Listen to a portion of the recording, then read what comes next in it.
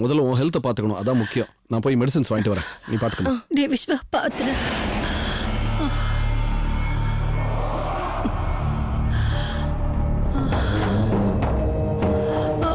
என்ன ஆண்டி, நந்தினியை தேடி மதுரைக்கு போவாரா அவங்க புள்ள? அதான் உங்களை வழிக்கு விழ வச்சு விஸ்வாவை திருப்பி வர வச்சேன். எப்படி இருக்கு?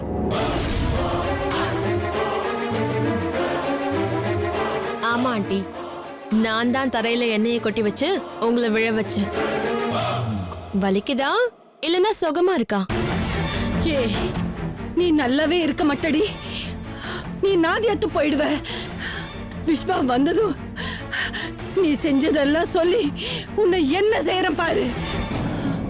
என்ன கொட்டி விட்டவ நான் நாசமா போயிடுவேனா?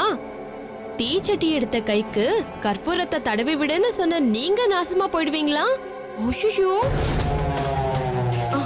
நான் அப்படிலாம் பேசக்கூடாது. தப்பு தப்பு தப்பு தப்பு, மன்னிச்சிருங்க. என்ன பாக்குறீங்க? என் கை பொசுங்கி போகணும்னு நீங்க பிளான் பண்ணது, அதை செஞ்ச பொம்பளைக்கு நம்ம வீட்டு வாசல்ல வச்சு பணம் கொடுத்தது எல்லாம் எனக்கு தெரியும். அத நான் விஸ்வா கிட்ட சொல்லட்டுமா? நீங்க எனக்கு செஞ்சீங்க, பதிலுக்கு நான் உங்களுக்கு செஞ்சேன். Did for dot. அதான் யானைக்கும் பானைக்கும் சரியா போச்சுன்னு சொல்லுவாங்கல்ல, அந்த மாதிரி தான். உடம்ப பத்திரமா பாத்துக்கோங்க.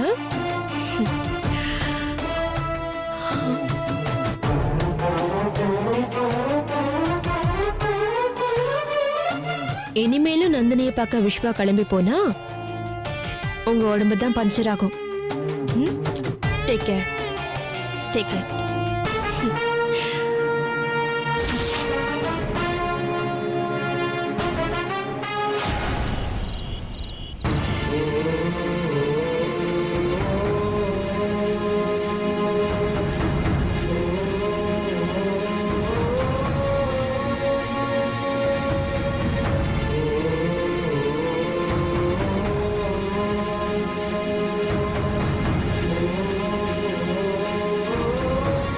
விஸ்வா,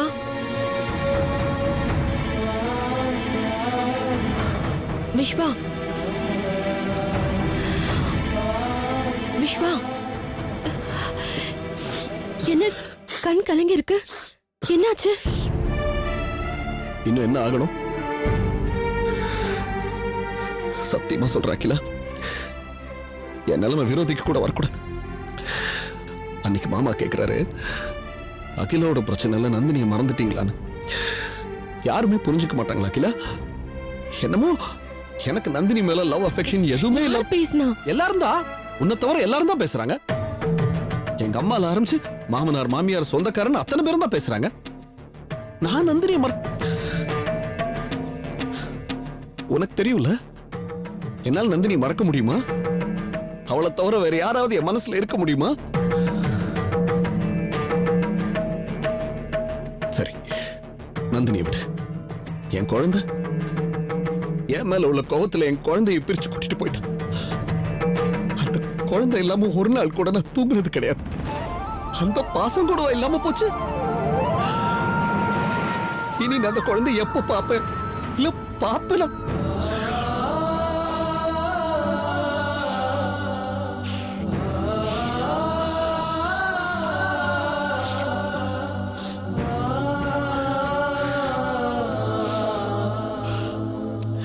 நீ இருக்கிறதுனால நான் நந்தினியை தேடலையா? நீ சொல்லு, நான் நந்தினியை தேடல?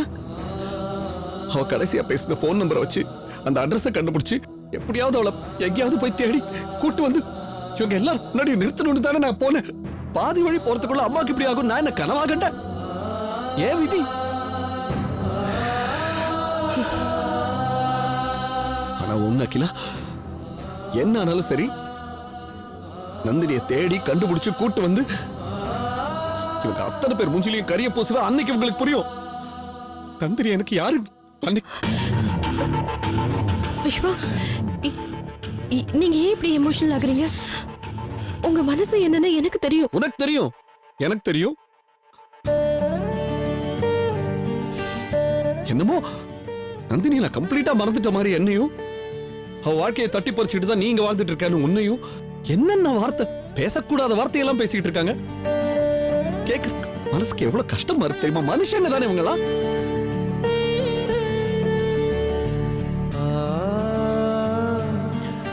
This shall not continue. நான் கண்டிப்பா நந்தினிய உனக்கு ஒண்ணு தெரியுமா?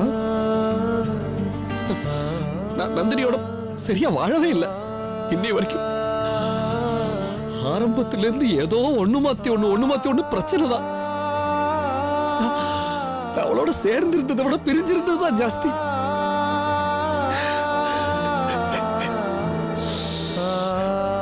இப்ப சொல்றேன், இவங்களுக்கெல்லாம் ப்ரூவ் பண்றேனோ இல்லையோ, இவங்களுக்காக இல்லாட்டியோ எனக்காக, ஏன் நந்தினிக்காக நான் அவளை திருப்பி கூட்டு வருவேன். நான் வாழணும். நான் ஏன் நந்தினியோட வாழணும்?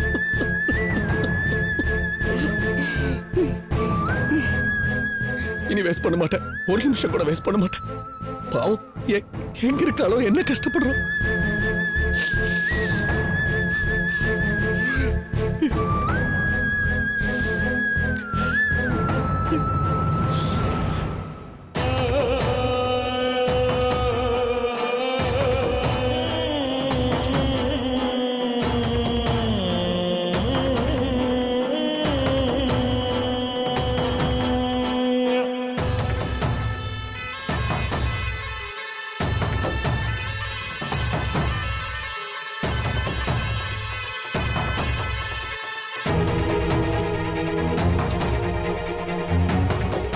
இதை நான் கொஞ்சம் கூட எதிர்பார்க்கல விஸ்வா.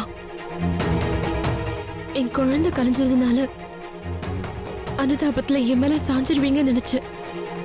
ஆனா நீங்க அதை போய் நிரூபிச்சிட்டீங்க. விட மாட்டேன்.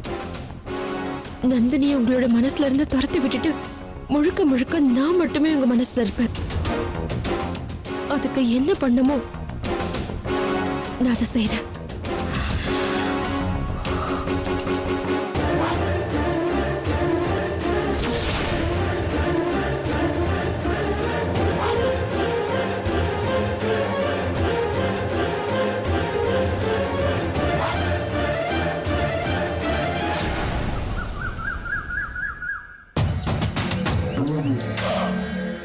புரியுதுங்க. இருந்தாலும் என்ன பண்றது? இப்பதான் ரோடு மறியல் பிரச்சனையை பேசி தீர்த்துட்டு ஸ்டேஷனுக்கு வந்திருக்கேன். இந்த பிரச்சனையை பத்தி பேட்டி கொடுக்கணும், அப்பாயின்மெண்ட் கொடுங்கன்னா எப்படி சார்? நாளைக்கு போன் பண்ணுங்க, ஃப்ரீயா இருந்தா அப்பாயின்மெண்ட் தரேன். சார், இன்ஸ்பெக்டர் சார் வந்துட்டாருங்களா? இருக்கார். ஐயா, இன்ஸ்பெக்டர் சார் இருக்காரு, போங்க. சார், ஐயா ஐயா, எப்படியாச்சும் என் பணத்தை கண்டுபிடிச்சு கொடுங்க ஐயா. நீங்க கண்டுபிடிச்சு கொடுத்தாதான் நான் வீட்டுக்கே போக முடியும் ஐயா. ஐயா, உங்களை கெஞ்சி கேட்டுக்கிறேன் ஐயா, என் பணத்தை கண்டுபிடிச்சு கொடுங்க ஐயா. யோ பெருசு, வந்தது வராதுமா புலம்ப ஆரம்பிச்சிட்ட. ஐயாவே இப்பதான் வந்திருக்காரு, போயிட்டு அப்புறம் ஐயா. ஐயா, நான் எப்ப கேட்டாலும் நீங்க வெளியில போயிருக்கிறதா சொல்றாங்க. புகார் கொடுத்து 4 நாள் ஆச்சுங்கய்யா.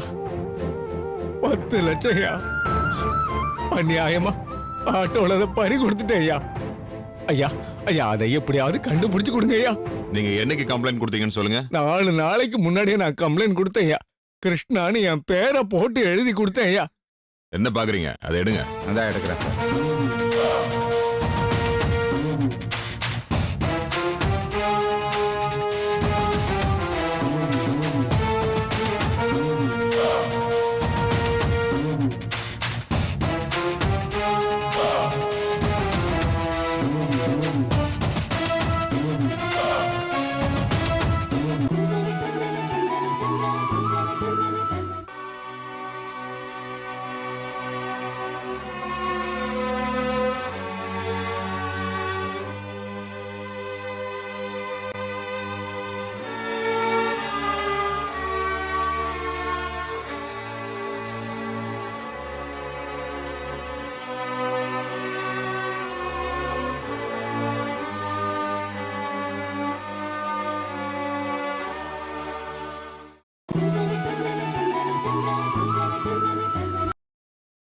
கிருஷ்ணன் உங்க பணத்தை கண்டுபிடிக்க முடியாது.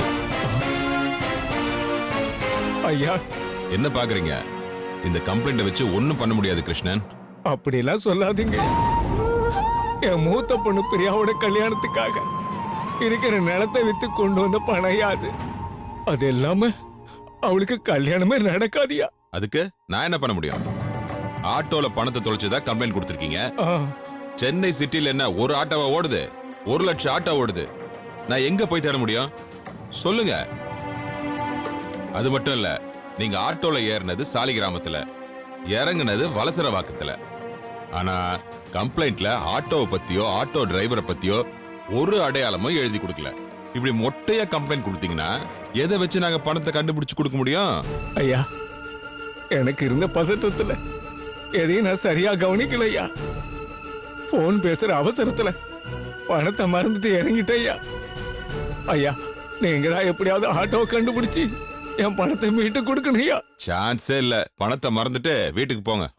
அப்படியெல்லாம் சொல்லாதீங்க ஐயா. என் பொண்ணு கல்யாணத்துக்காக நிலத்தை வித்து கொண்டாந்த பணம் யாது. அது இல்லாம 4 நாளா வீட்டுக்கு போகாம இங்கேயே சுத்திக்கிட்டு இருக்கேன் ஐயா. பணம் வந்தாதான் என் பொண்ணு முகத்திலேயே முடிக்க முடியும். இல்லைன்னா இல்லைன்னா இல்லைன்னா என்னையா பண்ற? எந்தரியா இரியா இரியா அமைதியாரியா. ஐயா எப்படியாவது கண்டுபிடிச்சு கொடுங்க ஐயா. அந்த பணம் இல்லாம என்னால வீட்டுக்கு போக முடியாதுங்க. என்னங்க நீங்க சொன்னதையே சொல்லிட்டு இருக்கீங்க? 10 லட்சம் ரூபாய் கொண்டு வரீங்க. ஜாக்கிரதையா இருக்க வேணாமா? ஏதோ ஞாபக மருதில மிஸ் பண்ணிட்டு கண்டுபிடிச்சு கொடுங்கன்னா நாங்க எங்க இருந்து கண்டுபிடிக்க முடியும் சொல்லுங்க? தப்புதான் ஐயா, தப்புதான். கவனக்குறைவா இருந்தது என்னோட தப்புதான். சரி சரி, அழறத நிப்பாட்டுங்க. அந்த ஆட்டோ நம்பராவது தெரியுமா? குறிச்சு வச்சிருக்கீங்களா? இல்ல சார், இல்ல. எதை கேட்டாலும் தெரியலன்னா எப்படிங்க கண்டுபிடிக்கிறது? சரி, அந்த ஆட்டோவை பத்தின விஷயம் ஏதாவது ஞாபகம் இருக்கா? யோசிச்சு சொல்லுங்க. அழறதுனால உங்க பணம் வரப்போறது இல்ல. நல்லா ஞாபகப்படுத்தி சொல்லுங்க.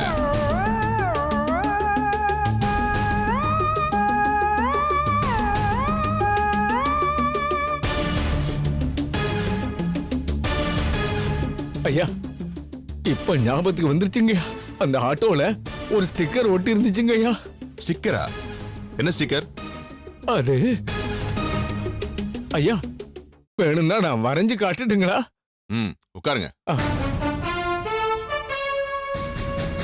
இதுல பேப்பர் இருக்கு, எடுத்துங்க. இந்தாங்க.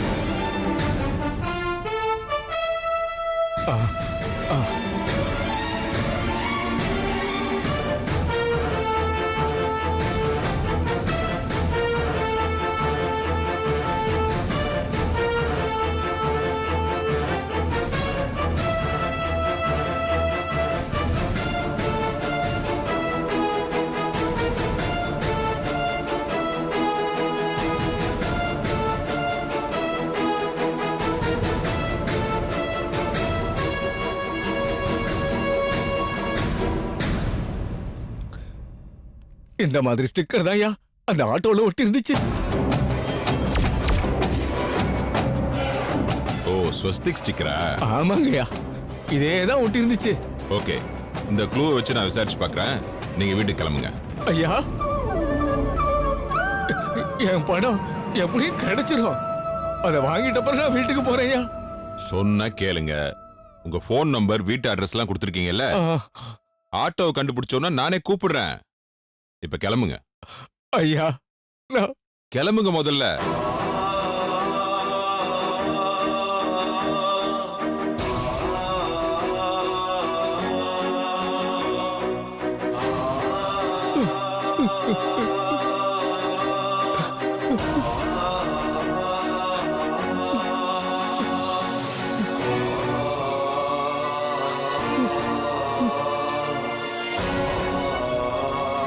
அம்மாடி பிரியா, என்ன பண்ணிட்டு இருக்க? தம்பி தங்கச்சியோட எதிர்பார்த்துக்கிட்டு இருக்கியா? அம்மாடி, உன் கல்யாணத்துக்காக எடுத்துக்கிட்டு வந்த பணத்தை நான் அம்போடு தொலைச்சிட்டேம்மா. இதை எப்படிமா நான் உங்ககிட்ட சொல்ல போறேன்? எப்படி சொல்ல போறேன்? எப்படி சொல்ல போறேன்? ஐயா தைரியமா போங்க. சரிங்க.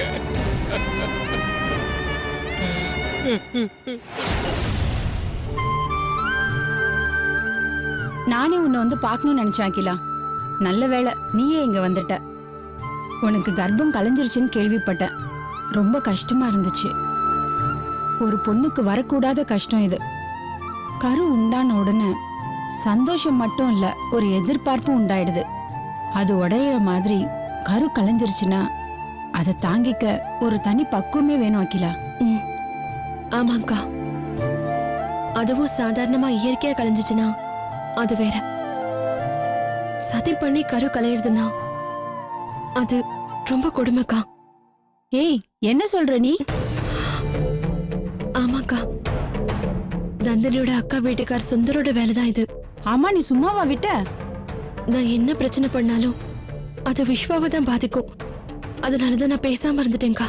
சரி, இப்போ நீ நந்தினின்னு ஒரு பேர் சொன்னியே, யார் அது? ஆ, நந்தினி. பரவாயில்ல, தயங்காம சொல்லு.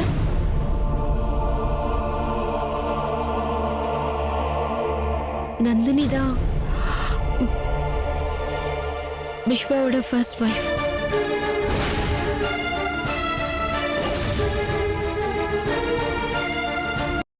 இவ்வளவு விஷயம் நடந்திருக்கு, இதை ஏன் முதல்லயே சொல்ல அகிலா? ஹாஸ்பிட்டல்ல பாக்குறப்போ விஸ்வாவோட ஒய்ஃப்னு சொன்னதும் நீதான் விஸ்வாவுக்கு முத ஒய்ஃப்னு நினைச்ச. ஆனா இப்ப நீ சொல்றத வச்சு பார்க்கும்போது ரெண்டாம் தரமா தானே மேரேஜ் பண்ணிருக்க. ரெண்டாம் தரம் மட்டும் இல்லைங்க, நடந்த கல்யாணமே ஏதோ கட்டாயத்துல நடந்த மாதிரில சொல்லிட்டு இருக்கா.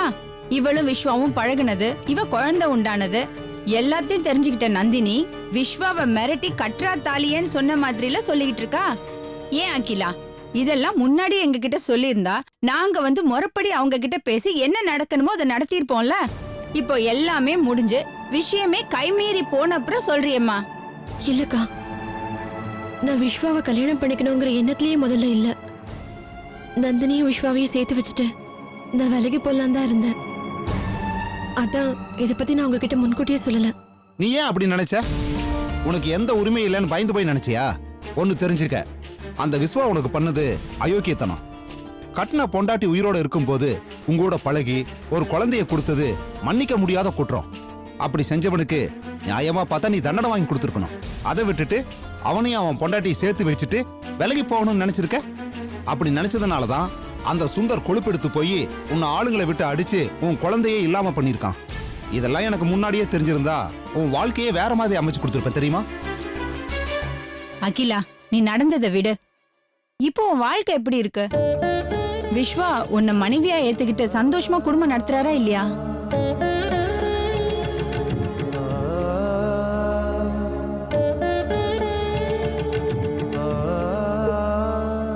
விஸ்வா என்ன மனசார ஏத்துக்கல. அவர் மனசுல இன்னும் நந்தினி தான் இருக்கா.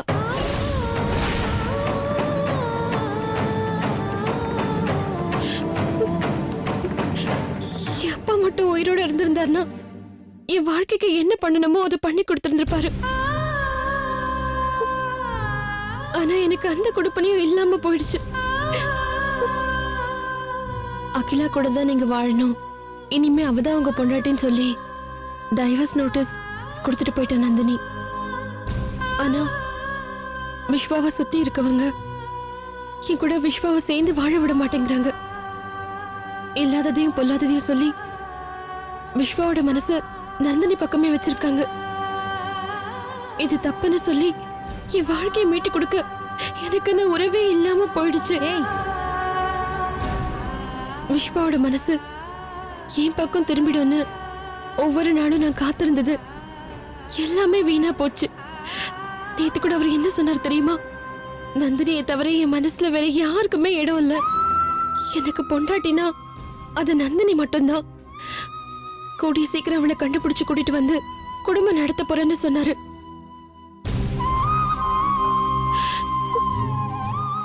அப்படி ஒண்ணு நடந்துச்சுன்னா நான் என்ன பண்ண முடியும்? கட்டின தாலியை கழட்டி கொடுத்துட்டு அம்போன்னு தான் போகணும். நீ ஏன் அப்படி போகணும்? உனக்கு நாங்க இருக்கோம். உன்னையும் விஸ்வாவையும் நாங்க சேர்த்து வைக்கிறாங்களா? அங்கிள், நீங்க சேர்த்து வைப்பீங்களா? என்ன அங்கிள் சொல்றீங்க? ஆமாம்மா, உன்னை விஸ்வாவோட சேர்த்து வச்சு உனக்கு மனைவிங்கிற அங்கீகாரத்தை முறைப்படி நாங்க வாங்கி தர்றோம். வேண்டாம் அங்கிள், எனக்காக வக்காலத்தை வாங்கி பஞ்சாயத்து பேச வாங்கன்னு நான் கூப்பிடுறதுக்காக வரல. என் மனசுல இருந்த வேதனையெல்லாம் யார்கிட்டயாவது சொல்லி கொட்டி அழணும்னு தோணுச்சு. அதான் உங்க வீடு தேடி வந்து சொன்னேன். எனக்காக நீங்க எந்த கஷ்டமும் பட வேண்டாம். என் தலைவிதி என்னவோ அதுபடி நடக்கட்டும். அப்படியெல்லாம் விட முடியாது அகிலா. இன்னைக்கு நாங்க வாழ்ற வாழ்க்கை உங்க அப்பா கொடுத்தது. அப்படிப்பட்ட நல்லவரோட பொண்ணு வாழ்க்கையே கேள்விக்குறியா இருக்கும்போது நான் கண்டுக்காம இருக்க முடியுமா? முடியாது. இனிமே உங்க அப்பா அம்மா ஸ்தானத்துல நாங்க இருந்து உனக்கு செய்ய வேண்டியதை செய்வோம். அங்கிள், நான் சொல்றத கொஞ்சம் கேளுங்க. எனக்காக பறிஞ்சு பேசுனீங்கன்னா உங்களையும் அவங்க அவமானப்படுத்துவாங்க. அதை என்னால தாங்கிக்கவே முடியாது. என்ன அவமானப்படுத்துவாங்கன்னு நினைக்கிற? கழுத்தை பிடிச்சு வெளியே தள்ளுவாங்களா? அப்படியெல்லாம் ஒன்னும் பண்ண முடியாது. உன் கழுத்துல அந்த விஸ்வா தானே தாலி கட்டியிருக்காரு, அதை ஞாபகம் வச்சுக்கோ. என்னதான் இருந்தாலும் அது கட்டாயத்துல கட்டின தாலி தானே. அதுக்காக உன்னை பொண்டாட்டி இல்லைன்னு சொல்லிட முடியுமா? நீ எதுக்கும் பயப்படாம தைரியமா இருமா. நாங்க வந்து விஸ்வா கிட்ட பேசுறோம். இல்ல, பிரச்சனை வேண்டாம் அங்கிள். இது அப்படியே விட்டுறலாம். கலகம் பிறந்தா தான் நியாயம் கிடைக்கும் அகிலா. நந்தினியே வேண்டான்னு விலகி போனதுக்கு அப்புறம் உங்களோட சேர்ந்து வாழ்றதுக்கு விஸ்வாக்கு என்ன தயக்கம்? நீ தைரியமா வீட்டுக்கு போ. நாங்க என்ன பண்ணணுமோ அதை பண்றோம். பயப்படாம போ அகிலா. இனிமே விஸ்வா உன் கூட தான் வாழ்வார், புரியுதா? வரேன். ம்.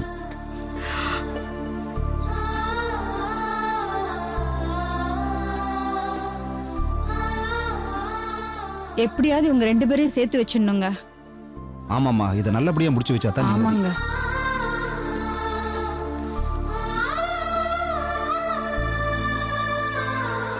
இதை எதிர்பார்த்து தான் நான் இங்க வந்தேன் அங்கிள்.